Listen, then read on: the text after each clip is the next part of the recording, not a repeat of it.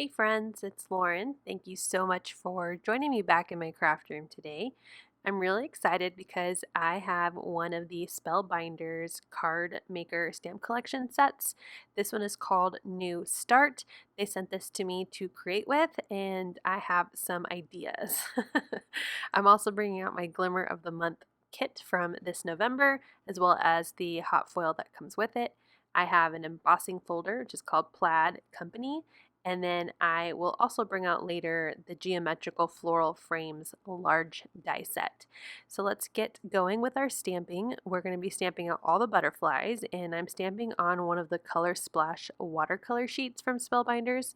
I'm going to be bringing out my metallic watercolors, so I wanted to have some nice sturdy paper for these images. So I'm going to be embossing because I love embossing when I watercolor. It helps me stay in the lines.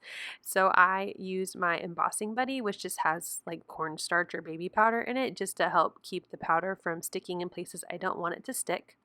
I opened up my brand new set and I'm just going to place all 3 butterflies on this paper. Normally I try to not have so much wasted space, but for this video I'm just going to stamp on one sheet. I end up stamping these butterflies 3 times in my VersaFine Onyx Black ink, but to spare you from watching me ink and stamp 3 times, I'm only showing it once, but I did stamp 3 times to get these crisp black images, and that's because these color splash sheets just have a lot of texture to them, so I wanted to make sure the ink really got on there.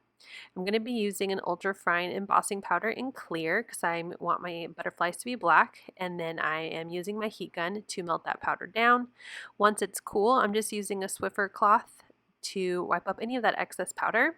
And now I'm bringing out my metallic watercolors. So this particular set is from Prima, and I'm going to be using all kinds of colors and brushes here. So I'm not going to show you all of the coloring, but just a little bit here and there so you can see what colors I used if you'd like to try this yourself. I'm going to be starting with my first butterfly in this kind of a red-orange color. And for these first 2 butterflies, I was thinking of just doing solid colors, kind of like those monarch butterflies, and then I forget what the blue ones are called, those beautiful blue butterflies. So I originally went with these 2 in just one color, but when I get to the 3rd one, I start going full rainbow. And that makes me sad that my other butterflies were also not rainbow, so I will go back and add more color once I'm done after this rainbow butterfly. So again, just grabbing some brushes. I have a ton of brushes that I've collected over the years, either from free, brush sets in paint kits, or just picking them up at, cheap prices or random. I think I even got some from like a garage sale once. But anyway, so I have lots of little brushes, and that way I don't have to clean off my brush every single time. I'm just grabbing a new one and then I'll rinse these all off later. So I'm going in with pink, and then I decided to go in with this purple color. I really love how this purple kind of has like a pink sheen to it. But just going through and adding colors, I'm also going to bring out blue and green and yellow and just keep coloring in different areas of the butterfly in a rainbow pattern. And once I'm done, I will go back and add some of that purple and green to my blue butterfly. And then my orange butterfly will get some lighter yellow and white just to soften up that butterfly and just to give it more color.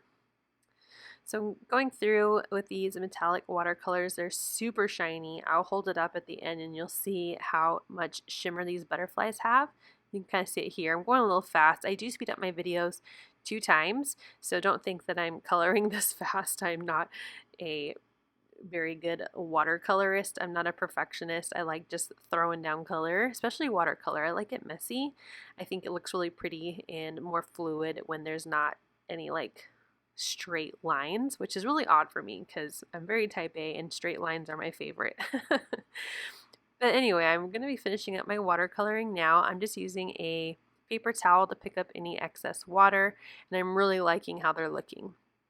I'm going to also just take my water spritzer and just spray over it again to give those watercolors some area to move and to blend, and then I'll pick up the excess water with that paper towel, and then I am ready to cut them out once they're dry.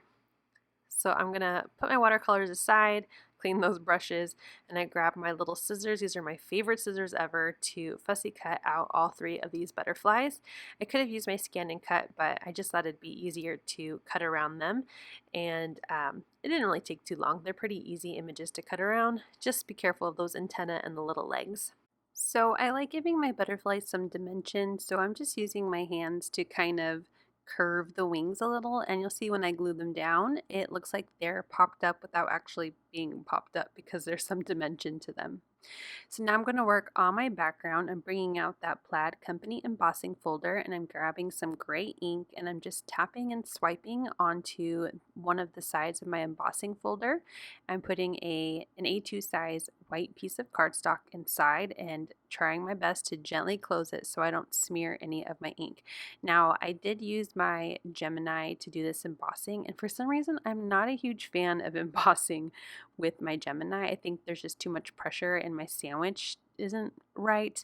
So there is like a weird spot where my ink, as you saw my thumbs down a second ago, got all wonky with the paper move. There was just too much pressure, but I'm not worried about it because it's going to be covered.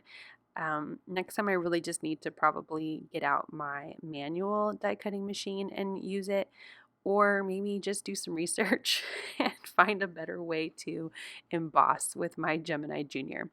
But anyway, moving on to heat foiling, I have some blue cardstock for my stash. I link down everything I use in my description box, but for my cardstock, I always put something similar because I just put it all in rainbow order a few years ago and didn't actually label anything. So it's a blue piece of cardstock from my stash, and I have my awesome little foil trimmer here, and I'm using the gold foil that came in November's Glimmer Hot Foil Kit of the Month, and I'm trimming a piece of foil that will fit behind one of my plates. I absolutely love these curvy dies and glimmer plates that they've been coming out with recently. They're so pretty. I love that it's not a straight line. It just adds more texture to our cards. So I'm going to be heat foiling gold foil onto this blue cardstock using one of my plates. This is a wider one that has kind of a lattice design on it. And I'm just using some of my purple tape, which is just repositional tape, to keep that all together. And what I should have been doing is getting my foil press hot and ready, but of course I didn't think about it till now. So I'm going to let this sit. I'm going to fast forward so you don't have to watch it take forever to warm up while I try to clean up my desk a little. And once it's finally ready and that green button is going off, I have it set to medium 30 seconds. That is just what I like to use for my foil press for larger dies. So I have it all ready to go. I'm setting it foil plate down with pretty side facing the plate, and then my paper, and I heat it up and I fast forwarded through my 30 seconds, run it through my Gemini Junior, and then I can pull it off and you'll see how beautiful my foiling looks on this blue cardstock. So I let it cool down for a second and I peel it off, and look at that beautiful gold shine on that blue cardstock. So I'm going to go ahead and turn my foil press off, put it back aside where I keep it, and now I can work on die cutting out this curvy little lattice design that comes with the November Hot Foil Glimmer Kit. So I'm lining it up, and I'm going to grab some repositional tape, and I'm being very careful not to get any tape on top of my foil because it can pull it off. So I will run that through my die cut machine, and then I'm going to trim it to fit A2. So it's going to be 4¼ inches. So I'm just lining it up where I think it will look kind of centered and nice, and I'm just going to trim off one side, flip it around, line it up to 4¼ and trim off the other side. And now I have my top piece that will cover that gross looking top of my plaid embossed image. So now I'm going to take a look at my layout. My butterflies are going to go on the top. I like having that plaid underneath, but I want to add some floral design to this card. So I used the Geometrical Floral Frames large die set. I believe it was a previous die set of the month. It's in stock at Spellbinders, and I cut out a bunch of those leaves from the set in some green cardstock and then the flowers in both yellow and pink. And I did multiple die cuts, that way I can have different sizes and lots of leaves to work with. I decided I needed some splatter, of course, so I grabbed that plaid background in my black licorice silk and added some splatter.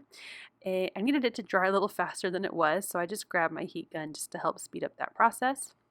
And then I have a top folding A2 card in some white cardstock. I'm using some double-sided adhesive because I really want that background to stick really well to my card base because it is embossed and there's some texture on there. So I just use some 1/4-inch double-sided adhesive, and then I'm applying that background to my card base, making sure that my edges are lined up because it is A2 size and it should fit just perfectly onto the front of my card. Once that's pressed down, I can now work on my top part. So I was going to go ahead and adhere that blue on, but I thought I should decorate it all up first. It'll be easier than trying to keep that card flat. It keeps wanting to open. So now I'm just going to go through, and I've glued on some of those green leaf pieces, and now I'm adding some pink flowers. Again, I want to add dimension very easily by just curling up the leaves and curling up the petals on the flowers. And then I'm using some wet glue and my tweezers just to help glue all of that down.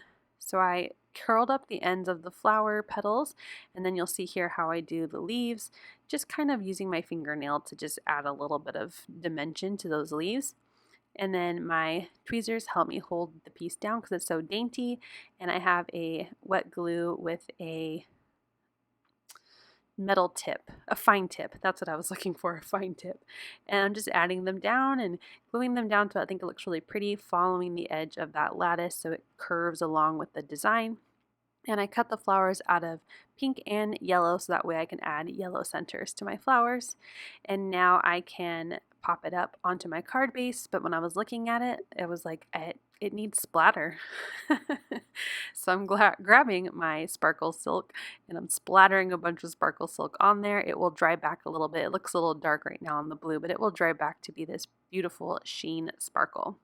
So now I'm grabbing some foam adhesive, placing it all along the back of my blue, and I put a lot because I'm going to be gluing my butterflies onto the blue piece, and I wanted there to be some stability while I'm gluing down those butterflies. So now I can figure out where I want these butterflies to go. I kind of like this arrangement, so now I can get my wet glue, and I'm adding glue just to the center of my butterflies, and it's like little antennas or legs, and then adding them down so that way the wings can kind of pop up and give that dimension without actually adding any foam adhesive.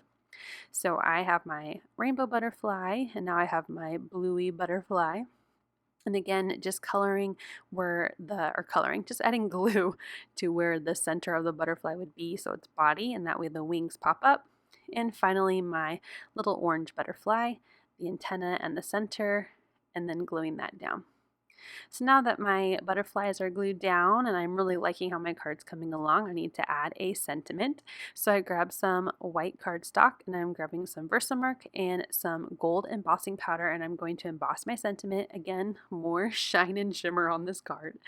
And I stamped the sentiment from the New Start clear stamp set. There's a lot of amazing sentiments, like do small things with great love, can't wait to see how far you fly, follow your dreams, each day is a new start. But I went with you are one of a kind. It kind of made me think of that rainbow butterfly, just how it looks a little different from the rest. So I heat embossed that with my ultrafine gold embossing powder, and I'm going to fussy cut this out so it kind of has like a bubble look around my sentiment.